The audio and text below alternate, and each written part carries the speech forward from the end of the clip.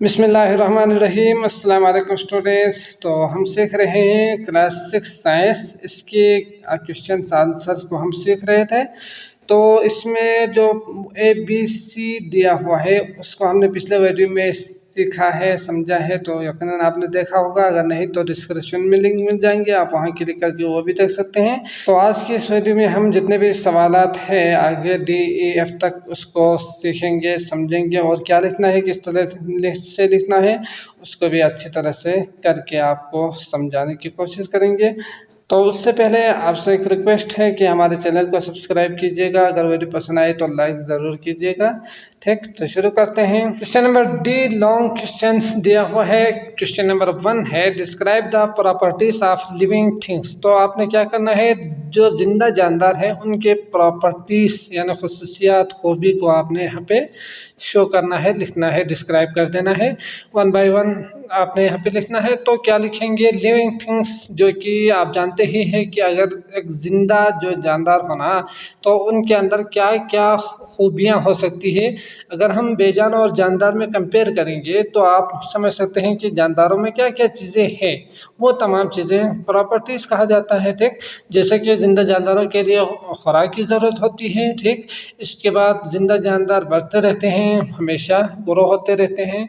इसके बाद आप जानते हैं कि ये हरकत करते रहते हैं एक जगह से दूसरी जगह, और ये क्या कर सकते हैं, चीज़ों को चेंज भी कर सकते हैं अपनी मदद से। ठीक, इसके बाद हम जो सीख रहे हैं सेल, तो जिस जिंदा जानदार में सेल मौजूद होते हैं, तो ये सारी चीज़ें क्या है, प्रॉपर्टीज़ है जो कि जिंदा जानदारों में मौजूद होते हैं। तो आपने इनको 1 बाय 1 लिखना है। ठीक, जो बेजान और जिंदा जानदार है ना, उनके बीच जो फ़र्क को आपने लिखना है, और जानदारों की जो खूबियाँ है उसको आपने यहाँ पे शो करके लिखना है।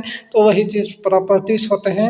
तो यहाँ पे क्या लिखना है, आंसर में प्रॉपर्टीज़ ऑफ लिविंग थिंग्स करके आप 1 बाय 1 स्टार मार्क करके 1 2 करके जो भी करना चाहो इस तरह करके लिख सकते हैं। अच्छी तरह लिखेंगे। पहला है, दे नीड फूड, उनको खुराक की ज़रूरत होती है। They grow with the passage of time, वो वक़्त के साथ साथ बढ़ते रहते हैं। दे प्रोड्यूस्ड वेस्ट, वो फजलात को प्रोड्यूस करते हैं, पैदा करते हैं। एंड एक्सक्रेट देम, और उसे खारिज भी करते हैं।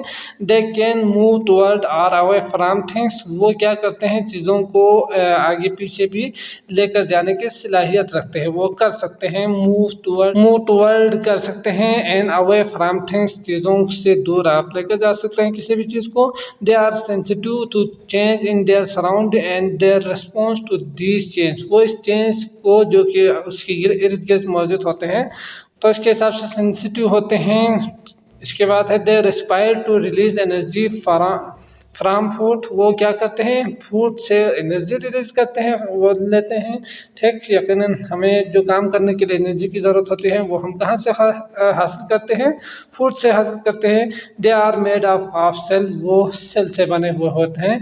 तो ये तमाम क्या है, प्रॉपर्टीज है। तो आपने इनको 1 बाय 1 लिखना है। क्वेश्चन नंबर 2 है, draw and describe an animal cell.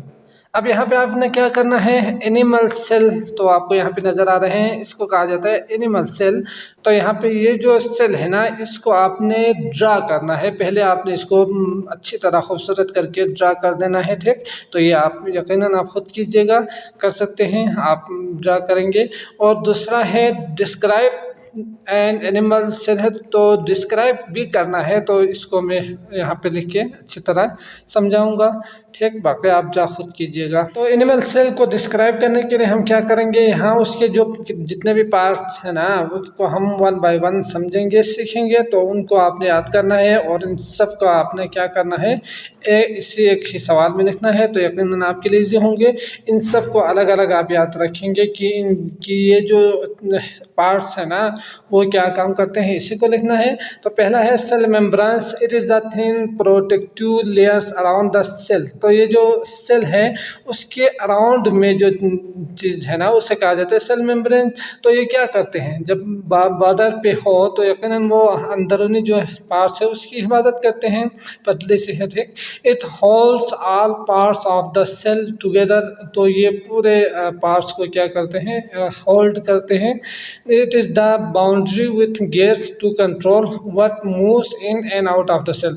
तो ये पूरे जो सेल है उसके अंदर जो भी आगे पीछे काम हो रहे हैं उसकी वो क्या करते हैं, हिफाजत करते हैं, कंट्रोल करते हैं उसके पूरे जो अंदर जो काम हो रहे हैं वो। ठीक, तो इसका मतलब सेल मेम्ब्रेन्स वो पूरे सिंपल अगर कहें तो वो उसकी हिफाजत करते हैं, उसके अंदर जो भी काम हो रहे हैं उसकी देखभाल करते हैं। न्यूक्लियस क्या काम करते हैं, तो ये पूरे कंट्रोल करते हैं, कंट्रोल सेंटर है, ये मालूमात को क्या करते हैं, लेते हैं, आगे पहुंचाते हैं। तो न्यूक्लियस ये सेल के अंदर मौजूद होते हैं जो कि मालूमात को आगे पीछे ट्रांसफ़र कर देते हैं। Acts as the control centre of the cell, पूरे कंट्रोल सेल को कंट्रोल करते हैं। इट कंटेन ऑल इन्फॉर्मेशन, इसके पास पूरा जो मालूमात है वो होते हैं सेल के। Cytoplasm, it is a watery gel which fills the space between the cell membranes.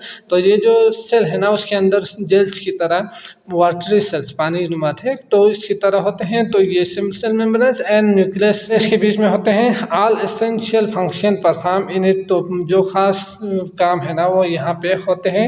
Cell organelles perform different job for the cell, मुख्तलिफ काम करते हैं, एक ही काम नहीं करते। यहाँ पे दो चीज़ें मैंने लिखा है, एक है माइटोकॉन्ड्रिया और दूसरा है आपके पास रिबोसोम्स। तो ये दो चीज़ें आपने यहाँ पे लिखना है। सेल ऑर्गेनेल्स में ये क्या करते हैं, break down the food to release energy, तो ये एनर्जी को रिलीज करने के लिए खुराक को तोड़ते हैं। Ribosomes are the factories of the protein, ये प्रोटीन के पूरा एक फैक्ट्री है। तो यकीनन यहाँ पे जो प्रोटीन है वो बनते रहते हैं और आगे वो ट्रांसफ़र भी करते रहते हैं। तो ये था आपके पास सेल का, एनिमल सेल का डिस्क्रिप्शन। आपने अलग अलग इनको याद रखना है। ठीक, फिर इसके बाद क्या करना है, इसको इस सवाल लॉन्ग क्वेश्चन के आंसर में अच्छी तरह से लिखना है। तो आई होप आप समझ चुके हैं, आपने पॉज करके इसको लिखना है। अगला है क्वेश्चन नंबर 3। क्वेश्चन नंबर 3 है नेम 7 ह्यूमन ऑर्गन सिस्टम। तो हमारे जिस्म के अंदर जो हमने सीखा इंट्रो में कि सेल्स होते हैं, फिर ग्रुप ऑफ सेल्स टिश्यू बनते हैं, ग्रुप ऑफ टिश्यूज ऑर्गन बनते हैं और ग्रुप ऑफ ऑर्गन्स मिलके एक सिस्टम बनाते हैं। तो उसमें हमने सीखा था, लिखा भी था, मैंने बताया भी था कि 7 किस्म के जो ऑर्गन सिस्टम है ना उसके बारे में हम सीखेंगे हमारे बॉडी के अंदर जो मौजूद होते हैं। तो उसमें जो हमारा सांस लेने का जो अमल है वो कौन सा ऑर्गन्स कंट्रोल करते हैं, पूरे जिस्म में खून सप्लाई कौन सा ऑर्गन्स करते हैं, तो इन तमाम को 1 बाय 1 हम यहाँ पे सीखेंगे। In list there components and describe their function. अब उसके कंपोनेंट्स को, उसके पार्ट्स को आपने लिखना है और उसके फंक्शंस को, काम क्या है वो भी आपने यहाँ पे लिखना है 1 बाय 1। ठीक, तो याद रखना है आपने पहली चीज़ 7 ऑर्गन सिस्टम करके आपने तमाम ऑर्गन सिस्टम को यहाँ पे लिखना है जो कि इस किताब के अंदर मौजूद है। और भी बहुत कुछ है जो आगे की किताबों में हम वो भी सीखेंगे। पहला है सर्कुलेटरी सिस्टम, और जो कि हमारे पूरे जिस्म में खून सप्लाई करते हैं। डाइजेस्टिव सिस्टम, तो सिस्टम आपने खुद लिखना है। ठीक, बाकी के लिए तो डाइजेस्टिव जो निज़ाम है हज़मी, जो हज़म करते हैं खुराक। मस्कुलर यानी मसल्स के जो सिस्टम है। रिस्पिरेटरी सिस्टम यानी सांस लेने का जो पूरा सिस्टम है वो। नर्वस सिस्टम यानी पूरे जिस्म में जो हमारा मैसेज एक जगह से दूसरी जगह ट्रांसफ़र करते हैं वो। एक्सक्रीटरी सिस्टम यानी जिस्म के अंदर जो गैर ज़रूरी चीज़ें हैं वो क्या करते हैं, साफ़ करते हैं खून से और खारिज भी करते हैं। स्केलेटल सिस्टम, हड्डियों का जो पूरा निज़ाम है वो, उसको हम 1 बाय 1 सीखेंगे।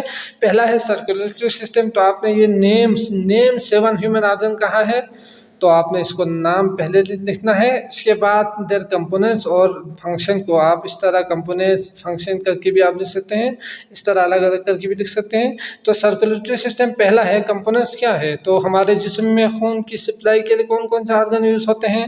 हार्ट क्या करते हैं, पंप करते हैं। आर्टरी, वेंस, ये तमाम क्या है, हमारे पूरे जिस्म में खून सप्लाई करते हैं। तो moves blood around the body to transport digested food, oxygen etcetera. तो ये इन चीज़ों को ट्रांसपोर्ट करने के लिए ब्लड को पूरे जिस्म तक पहुंचाते हैं, हर हिस्से तक। ठीक, दूसरा है डाइजेस्टिव सिस्टम, तो कंपोनेंट्स क्या है इसमें, जो हमारे खुराक को हजम करते हैं वो। तो पहली चीज़ मैदा है यानी स्टोमक, लिवर है, स्मॉल एंड लार्ज इंटेस्टाइन, छोटा और जो बड़ा इंटेस्टाइन, और आइसोफेगस है। तो ये तमाम चीज़ें क्या है, इसके कंपोनेंट्स है।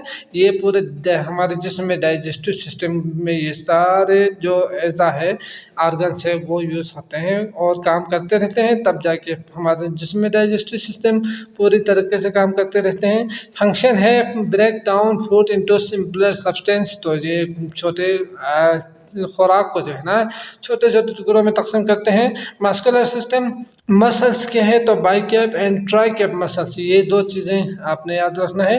हेल्प बोन्स टू मूव, हमारे बोन्स को कि वो क्या करते हैं, मदद करते हैं ताकि हम मूव कर सके, हम एक जगह से दूसरी जगह जा सके। ठीक, अगला है रेस्पिरेटरी सिस्टम। तो यहाँ से आप कंपोनेंट्स को पूरा और फंक्शंस को पूरा लिखना है लफ्ज़ को, मैंने CF लिखा है।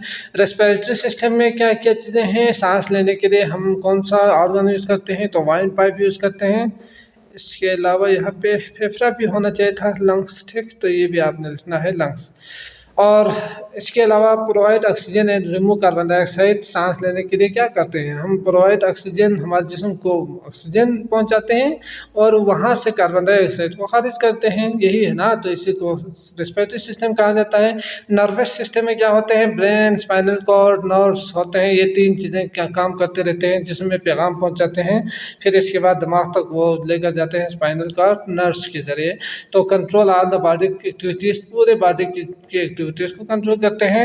एक्सक्रीटरी सिस्टम में क्या होते हैं, जो साफ़ करते हैं, हमारे जिस्म में खून को साफ़ करते हैं और जो गंदी चीज़ें हैं वो उसको खारिज करते हैं। तो किडनी है, यूरेटर है, ब्लैडर है, मसाना, तो ये तमाम चीज़ें इसमें आते हैं। वो remove waste from the body, तो चीज़ों को वो क्या करते हैं, रिमूव कर देते हैं। अगला है स्केलेटल सिस्टम, इसमें क्या होते हैं, स्कल्स होते हैं, खोपड़ी, रिब केज होते हैं, तो ये पूरा जिस्म है के जो हड्डियां हैं वो सपोर्ट द बॉडी, बॉडी को सपोर्ट करते हैं। अगर हड्डी नहीं हुआ तो क्या होंगे, ये हमने सीखा था। एंड प्रोटेक्ट डिलिकेट ऑर्गन्स, और वो जो अहम हमारे ख़ास जो नाजुक ऑर्गन्स है ना उसकी वो क्या करते हैं, हिफाजत करते हैं। ठीक, तो ये हो गया आपका 7 ऑर्गन सिस्टम, इनको आपने अच्छी तरह से याद रखना है और लिखना है, इसको अच्छी तरह से समझना है। समझ गए। अगला स्ट्रक्चर्ड क्वेश्चंस दिया हुआ है, वन है in the Venn diagram below, तो यहाँ पे वेन दो सर्कुलर शेप का एक डायग्राम बनाया हुआ है, तो आपने इसको परकर की मदद से अच्छी तरह बनाना है। ठीक, मैंने ऐसे ही बना दिया है फ्री हैंड, आपने अच्छी तरह खूबसूरत करके बनाएंगे यकीनन।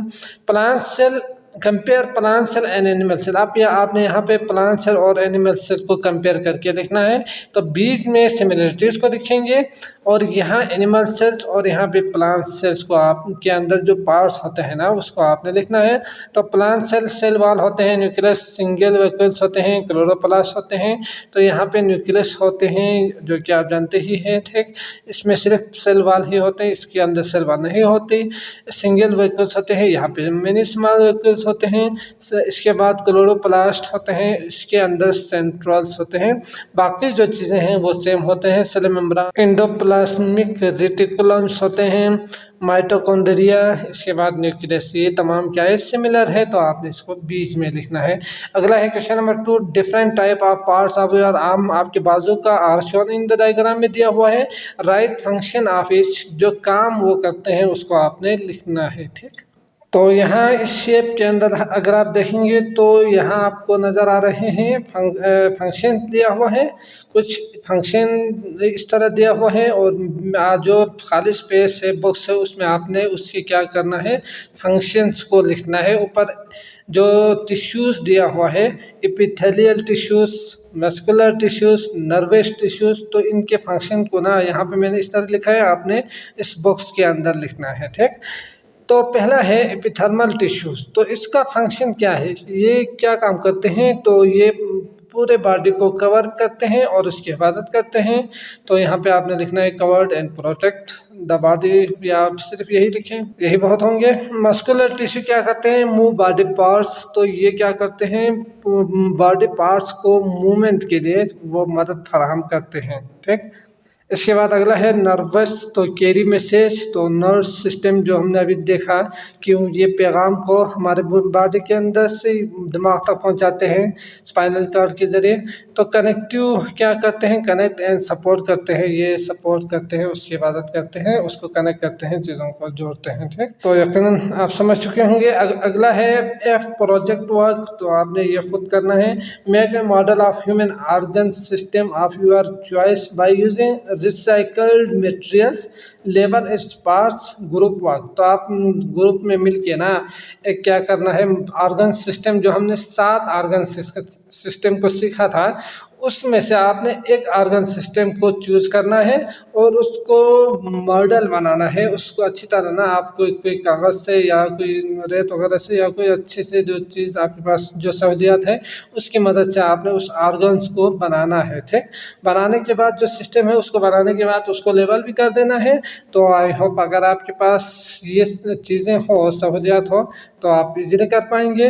तो कीजिएगा, बहुत अच्छी बात होगी, आप अच्छी तरह से समझेंगे, याद रहेंगे हमेशा के लिए। ठीक, तो मैं उम्मीद करता हूँ आपको ये लेक्चर अच्छी तरह से समझ में आ चुका होगा। अगर आए हैं तो लाइक कीजिएगा, अगर नहीं आए हैं तो उस कमेंट में ज़रूर पूछिएगा। इसके अलावा अगली वीडियो आपको डिस्क्रिप्शन में मिल जाएंगी, आप वहाँ क्लिक करके वो भी देख सकते हैं। बाकी अगर आपने अभी तक सब्सक्राइब नहीं किया है चैनल को तो लाजमन सब्सक्राइब कीजिएगा ताकि बाकी जो वीडियोस है वो भी आपको आसानी से मिल जाए।